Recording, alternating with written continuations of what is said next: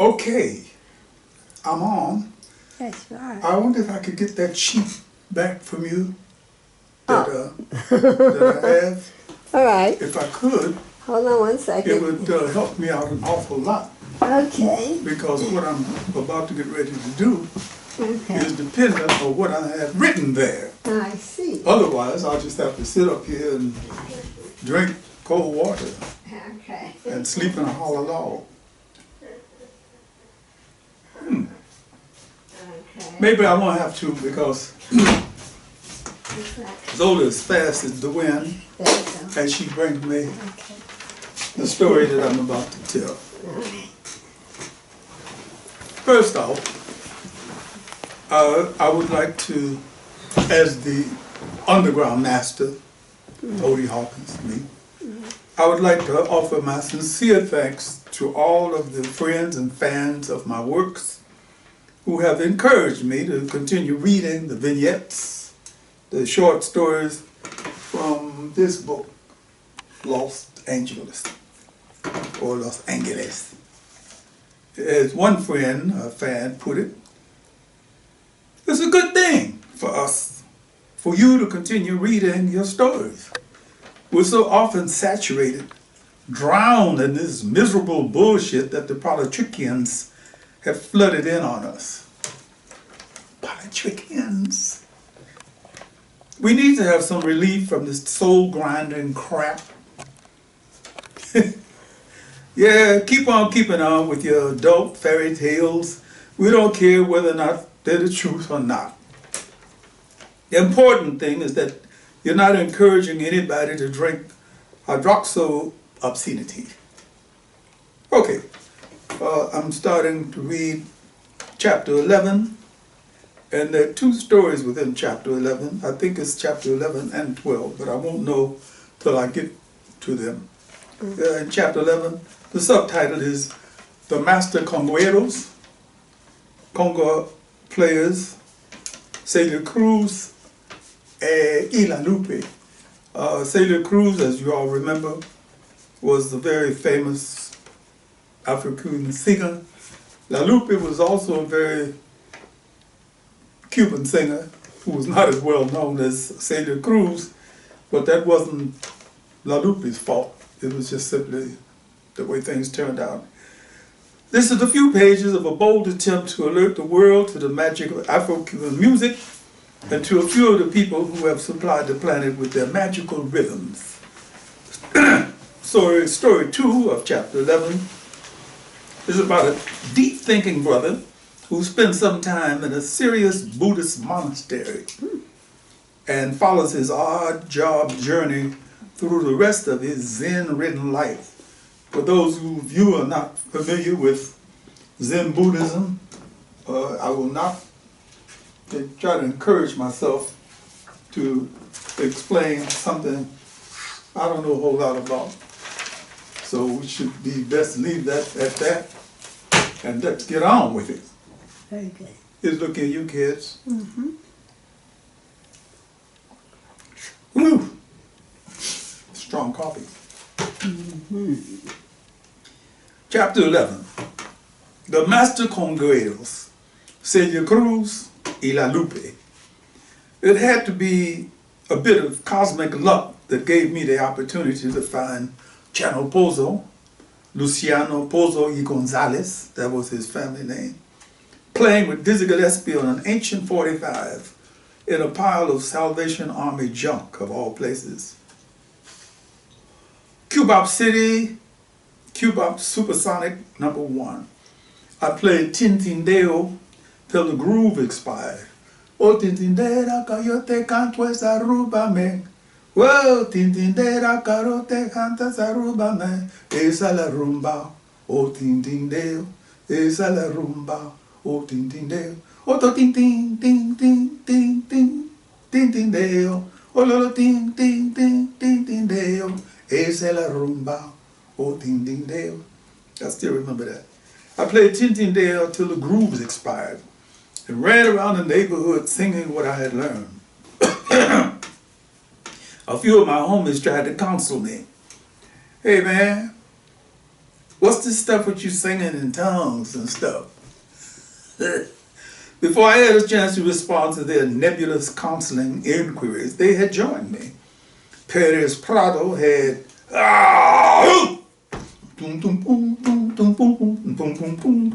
the south side of Chicago went into a mambo frenzy.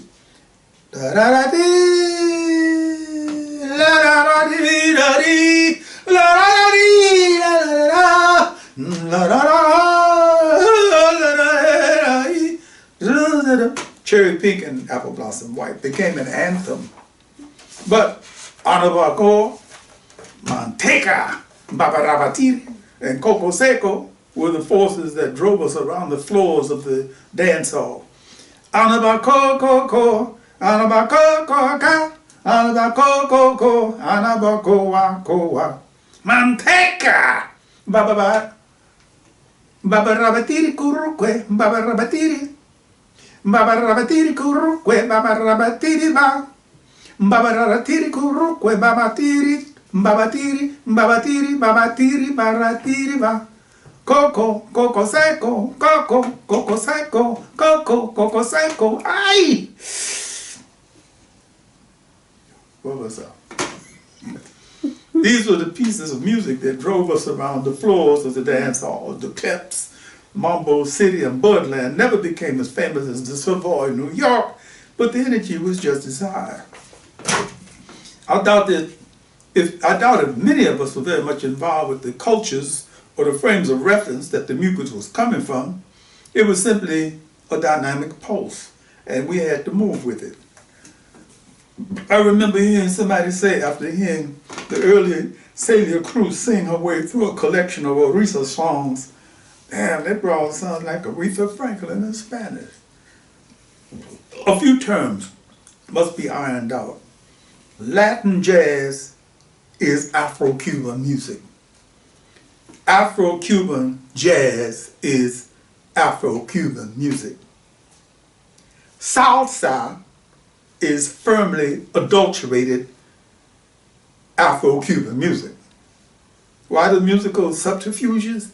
One theory has it that the crazy embargo / boycott that was supposed to make Cuba behave itself culturally pre-Castro took into consideration the power of the drums and said, no, no, no, no, no, no, no, no, none of that. The men and women who have been oriki'd clearly demonstrate how fluid cultural barriers are when the bata, the birimbao, the clave, and the congas are ready to pass stuff onward. Ashe Baba.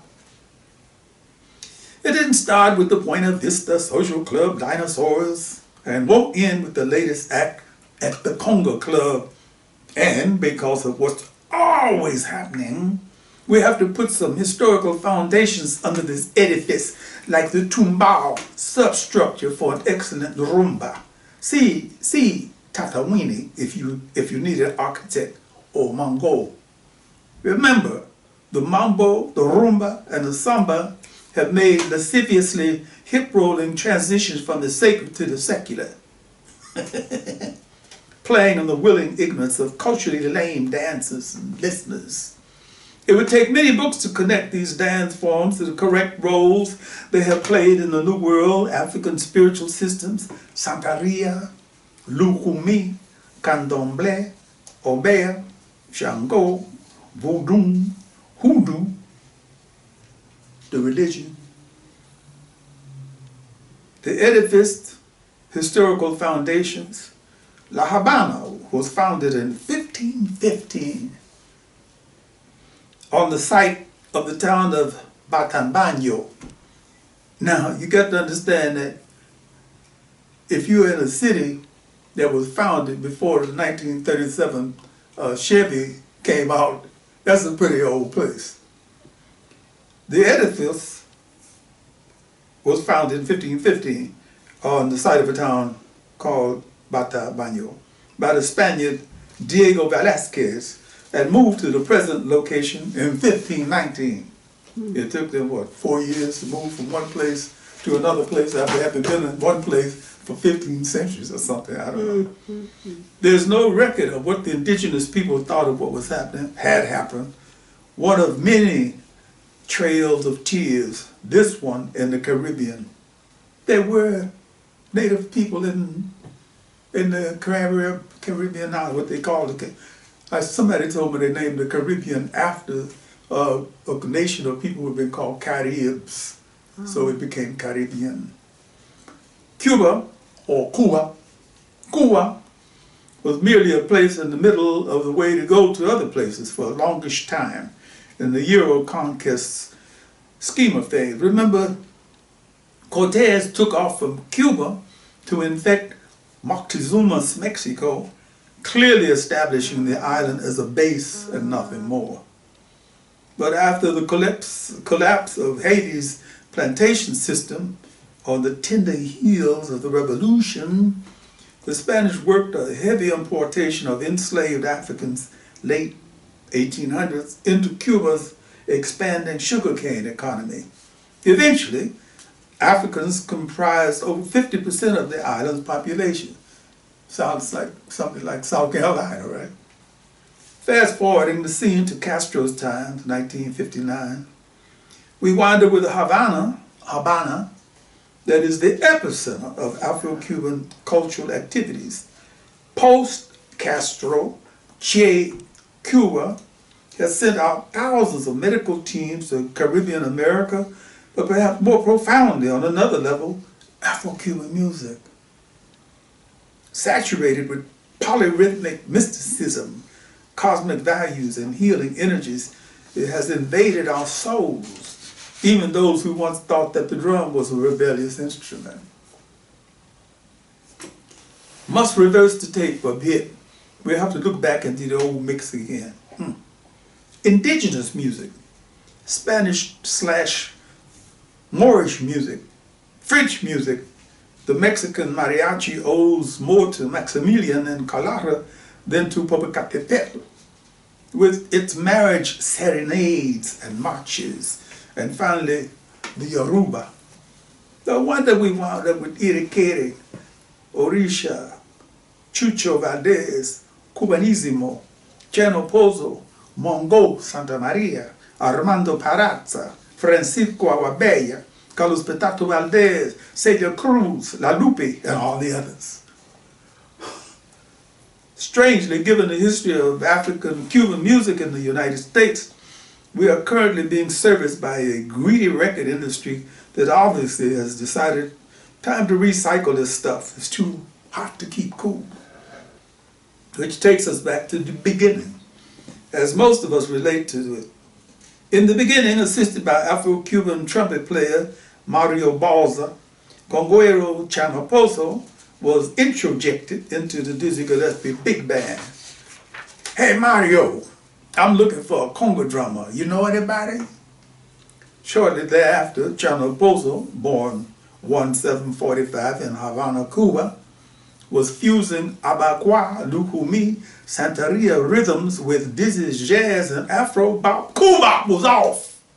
Chanoposo must be considered the godfather.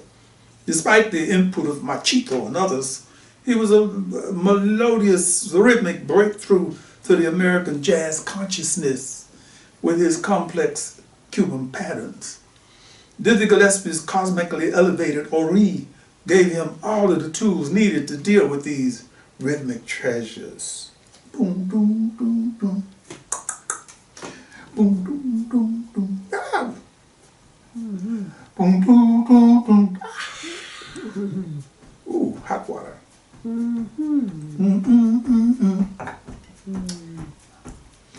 Bop jazz improvisations, bop-derived harmonies, Afro-Cuban drumming. Chanoposo was featured on the extended composition Cubano B, Cubano Bop, also known as the Afro-Cuban Suite. It didn't take long for the cognoscente to be hip to the fact that something different was happening. Bata connections.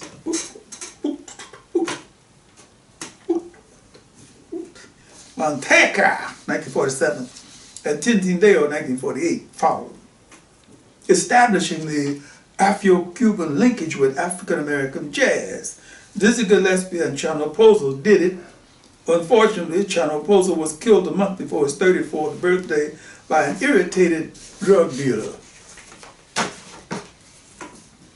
I'm not going to mention his name. One can only speculate on the magic these two great musicians would have made if he had lived a few more years. Meanwhile, Afro-Cuban music caught fire, or what they wanted to call Afro-Cuban music. Stan Kenton's Cuban Fire and Charlie Parker's Bird South of the Border.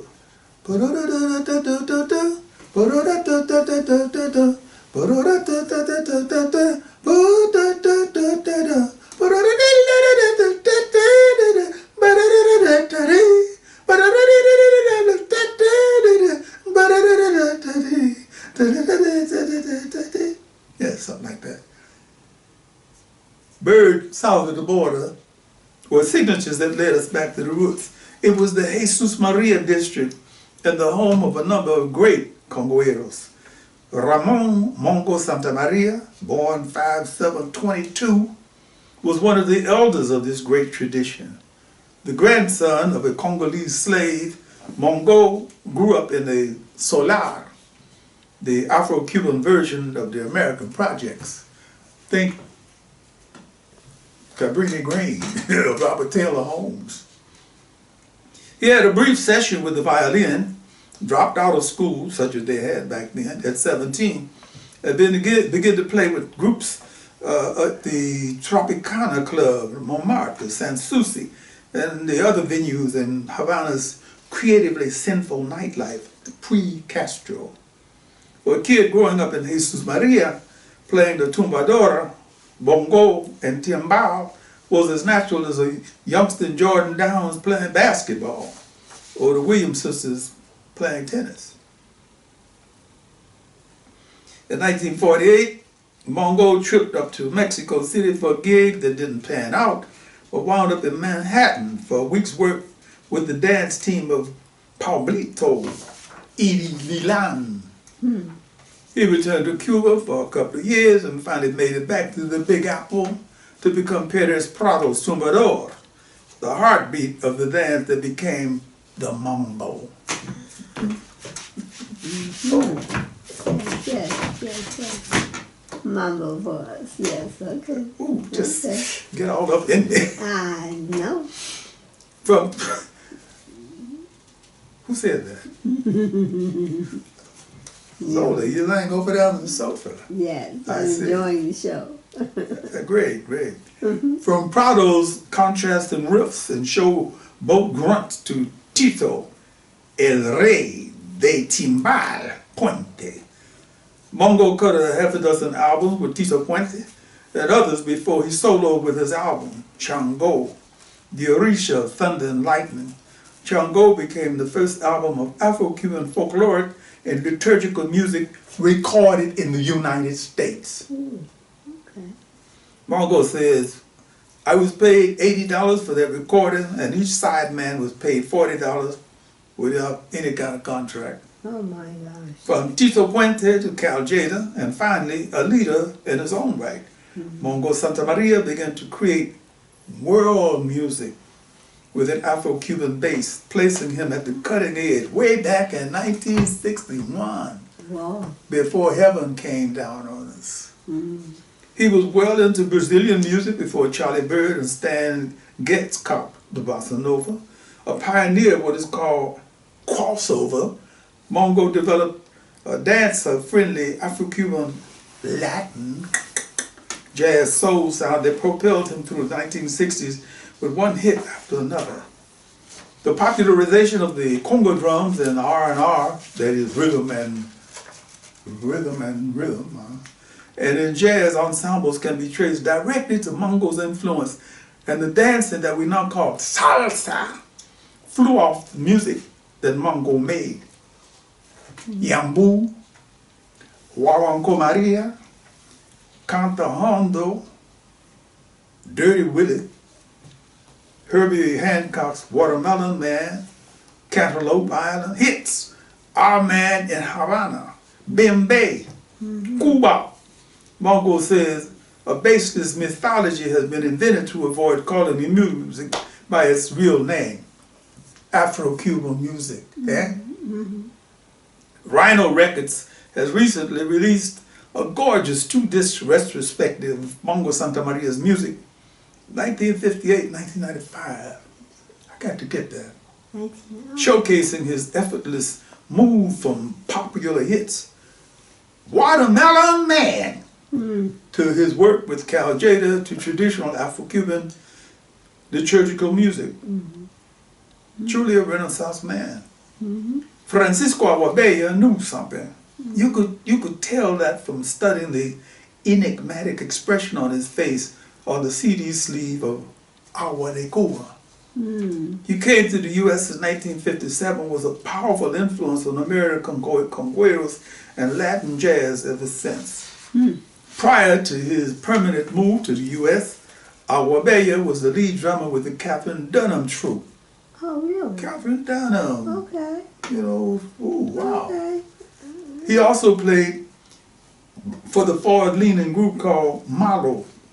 In many ways, following in Mongo Santa Maria's tumbao, Aguabella pulled off a musical coup by sliding back and forth between musical genres. He gave us his interpretation of a John Coltrane standard.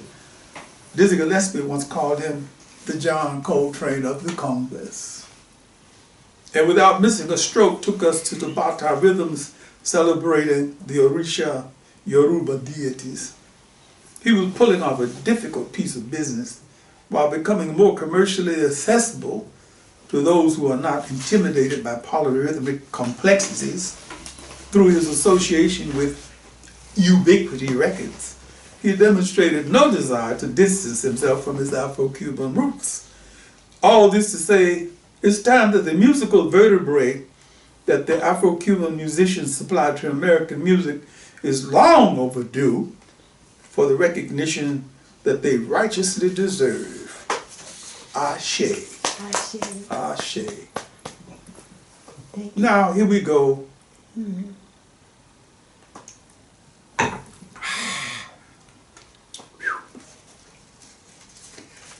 To something I'm called the Zen custodian. Oh, okay. As we know, Zen is connected to Buddhism, and you'll have to do your own research. But if you look up people like Suzuki, and there are different layers of Zen, the Japanese call Zazen, but we shortened it to Zen. That is Z-E-N. And the story is this. This is chapter 12, incidentally. Okay. Ray Brannon, oh, incidentally, I may as well mention while I'm going about this, I wrote this story for a friend of mine named Ralph Vernon. Ralph has always struck me as being sort of a Zen character, because he's been able to go through different things in his life and come out on top. Let me adjust my, hello, come in, come in. Oh, there they are. Okay. The Lilliputans who inhabit my head, I don't want to say inhabit my head. I hope not. All right. Ray Brannon, for Ralph. Ray Brannon clicked the buffer off and studied the gleaming surface of the long corridor with a critical eye. Beautiful, if I must say so myself. 50 more yards to go. He had decided to design an intricate rosette pattern rather than the ordinary simple pattern that most of the other custodians polished onto the floors. What's the point, Ray? So long as the damn floor is shining. He had stopped trying to explain why he was doing what he was doing. Those who know do not speak. Those who speak do not know. 4 a.m., time for lunch, an hour to meditate. He pulled off his gloves, draped them across the handlebars of the buffer, and took the nearest elevator up to the roof. Perfect, nobody up here.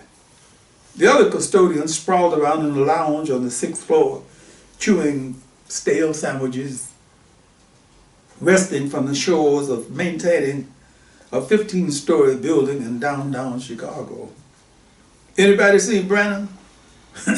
He's probably up on the roof with his legs folded up under it. They shared smiles and laughs. Ray Brannon was one of their favorite laugh flashpoints. They liked him, but felt he was somewhat eccentric. What does he do up there? I seen him with his legs folded up under him, with his eyes closed, back straight as a board, just sitting there. Maybe he done found a way to take a nap, sit straight up. Ray wandered around the perimeters of the rooftop, admiring the bright summer moon and immense clusters of stars. Beautiful night. You can smell the lake. One of the great advantages of working the midnight to 8 a.m. shift, lots of quiet, and the opportunity to see things you couldn't see in the daytime. He paused to look over the edge, down into the steel and brick canyons to the silent street below. The Stick Hall. The Stick Hall, 3 short blocks to the east. The Stick Hall, where they had run the table and where he had run the table in a straight pool for 3 solid hours, beating Tony Pig-Eye Carinato in world-class competition. 14 years old. God, I had a lot of nerve in those days.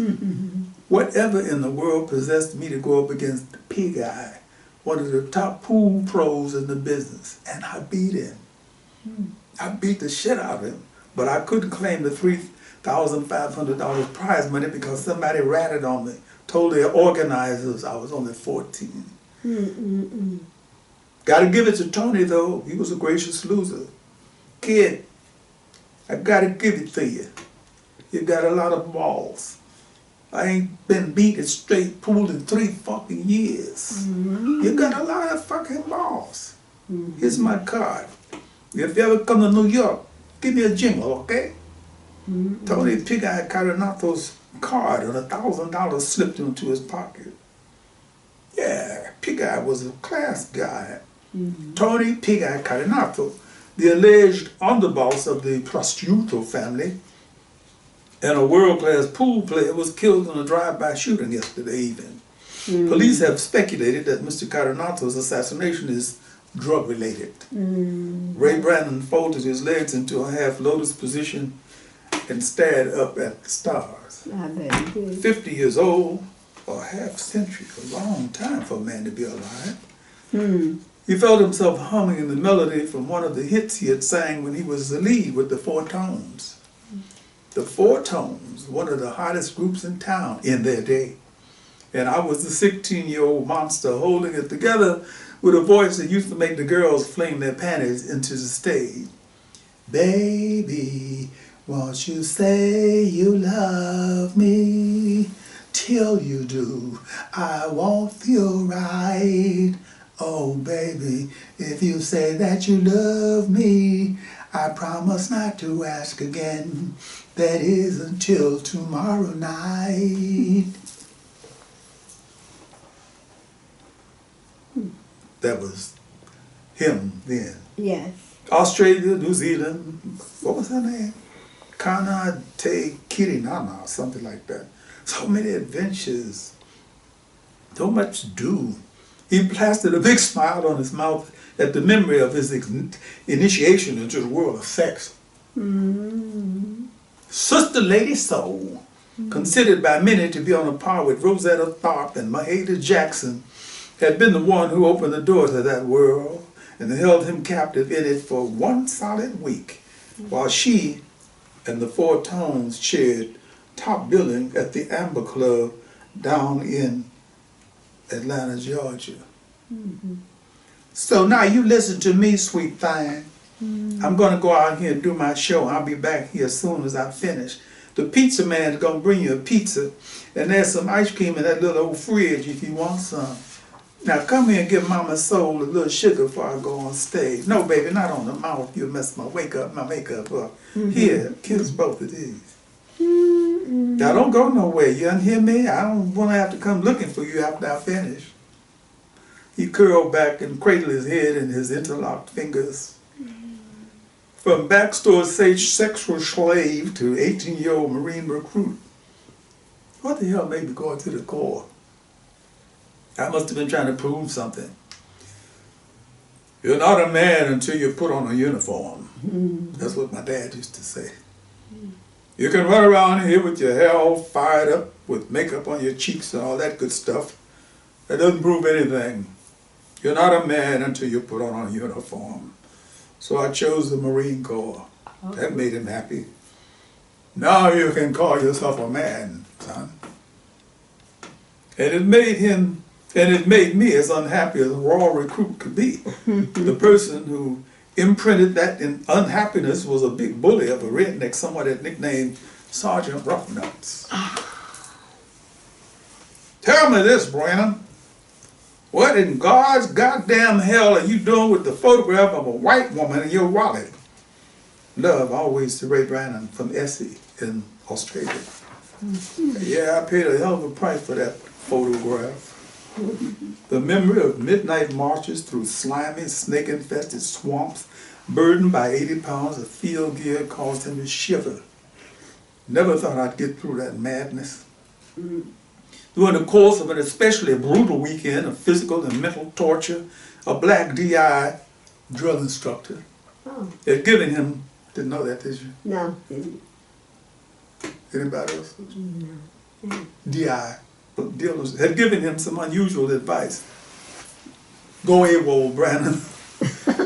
No one will think bad of you because it looks like you're about not to survive this cycle.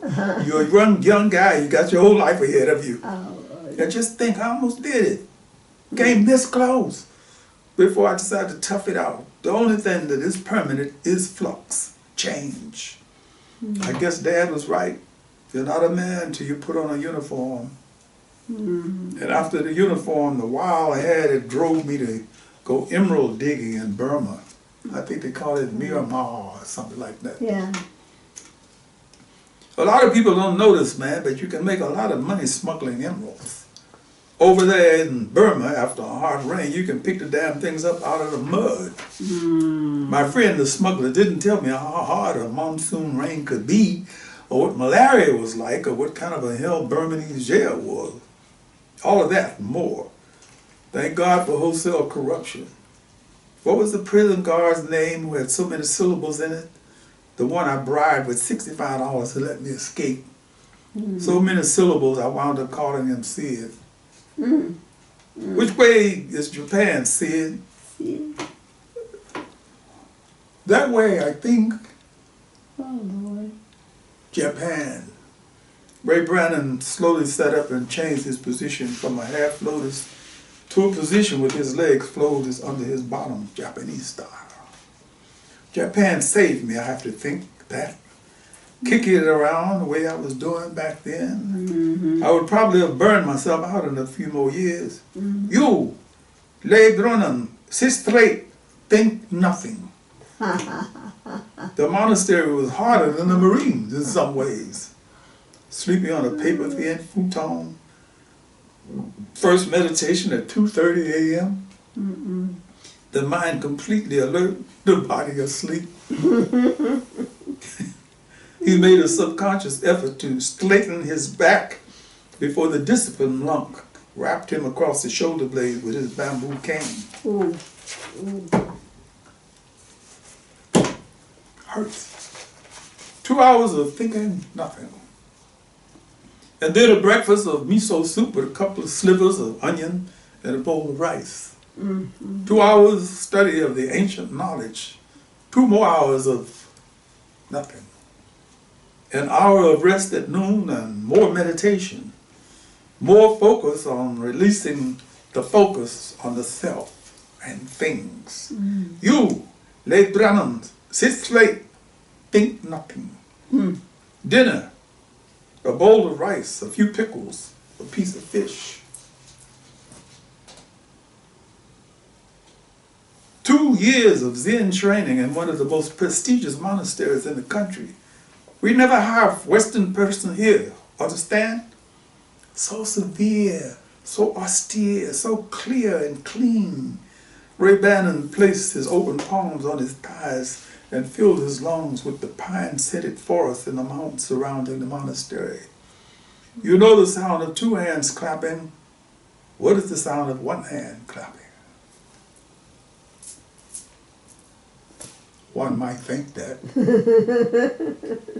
How long would I have stayed there if it hadn't been for that damn Kentucky Fried Chicken franchise? He had gotten a whiff of the scent one afternoon, mixing curiously with the pine-scented fragrance. The scent seemed to grow stronger as the days grew warmer. What is it? Finally, unable to bridle his curiosity, he requested permission to ask the disciplined monk a question. 2 days later, his request was granted. You just don't run up and speak. Of course.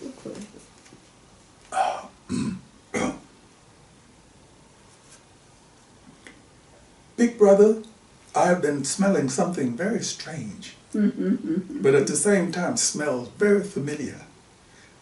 Can you tell me what this odor is and where it is coming from? It is Kentucky Fried Chicken from your country, Big brother answered with a disgusted expression on his face. They have store there in the town. Oh, I see. Thank you, big brother. From that day onward, he found it more and more difficult to think nothing.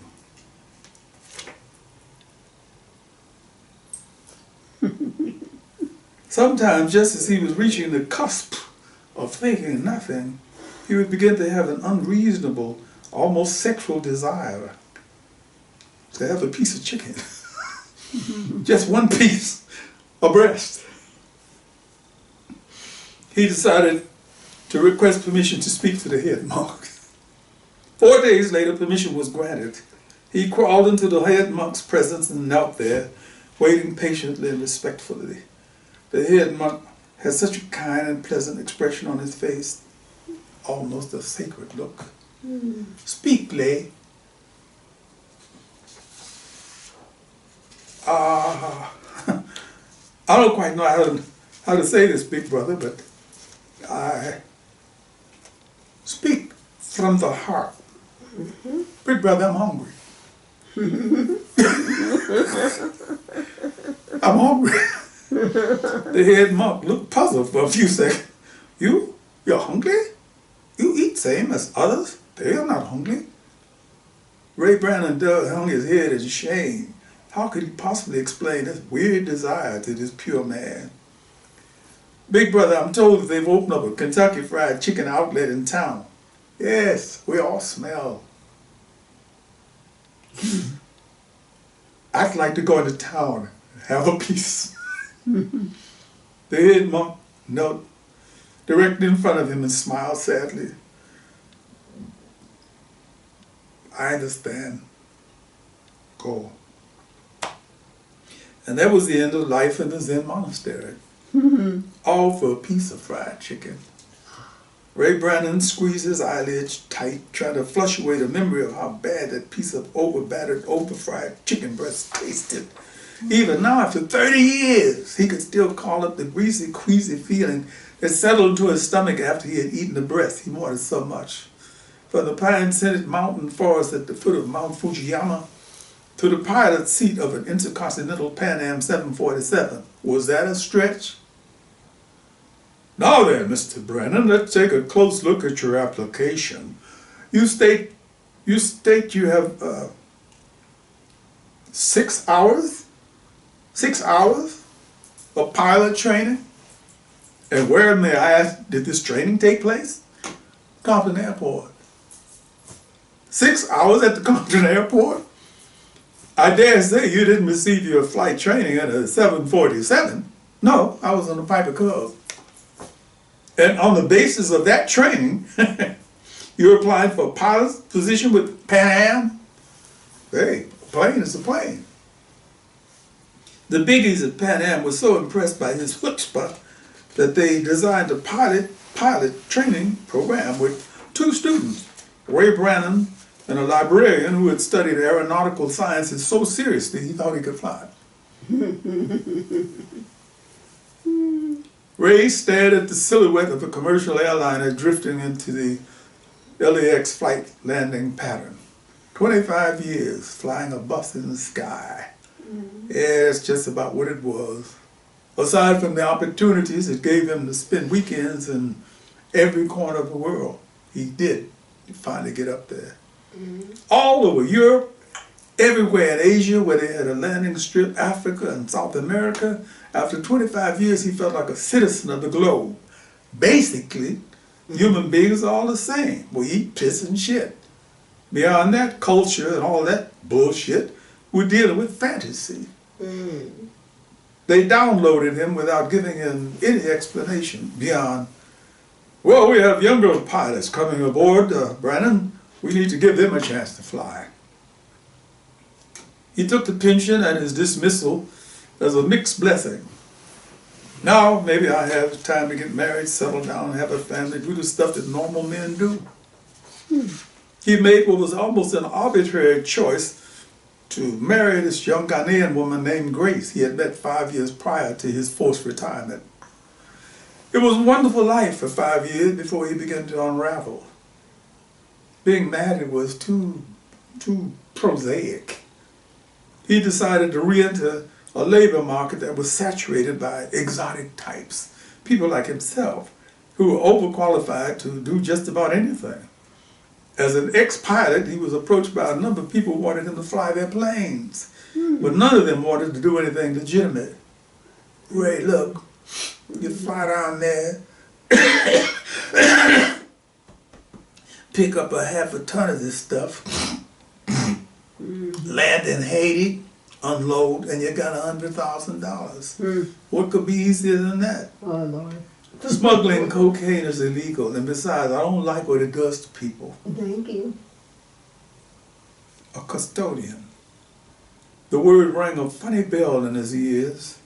For a brief period, he was turned off by the idea of how society at large viewed his occupation, till he talked with his friend, Odie Hawkins, the writer. Remember, brother, you are never what your occupational title is. If that was operational, all African Americans would still be slaves, vassals, sharecroppers, peons, whatever, dig it? A custodian for a year now. In a love-hate kind of way, he liked his job. That was difficult to explain to a lot of his sedentary friends, the one who knelt before the mouse and browsed their days away. My eyesight is going, and this stuff with my wrist is killing me. Coppers.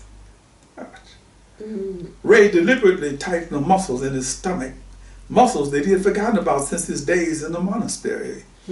Swabbing the industrial mop back and forth, 40 pounds of wet strength had given him a solid muscle tone. And doing all the lifting and pushing core chores that developed his shoulders and legs, he felt as physically fit as an athlete 20 years younger. No, it wasn't the perfect job.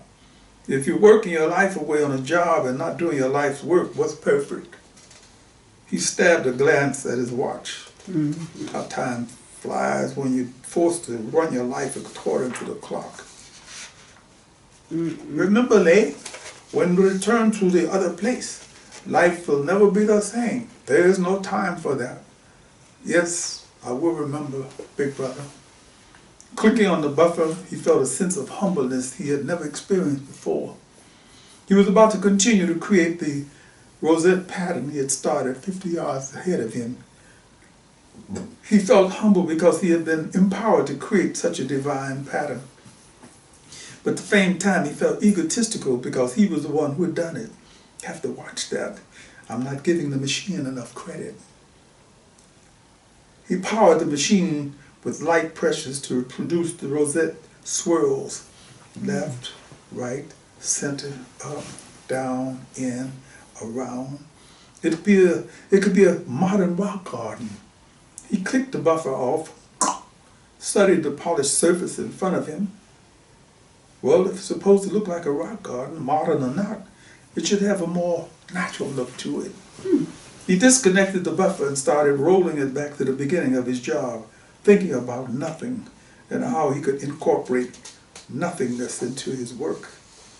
One thing he was certain of, he would never be seduced into eating any more chicken ever again. So there we have the Zen custodian for my friend Ralph,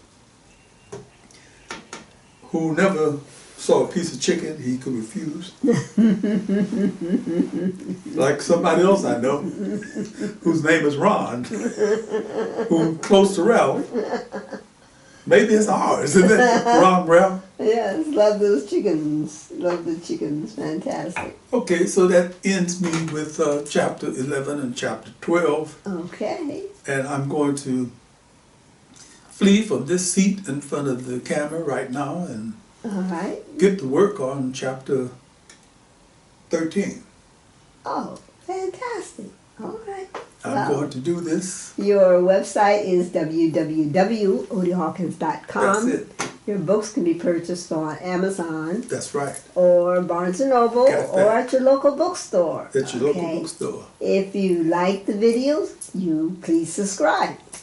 And we'll have some more moments in time. Ah, shit.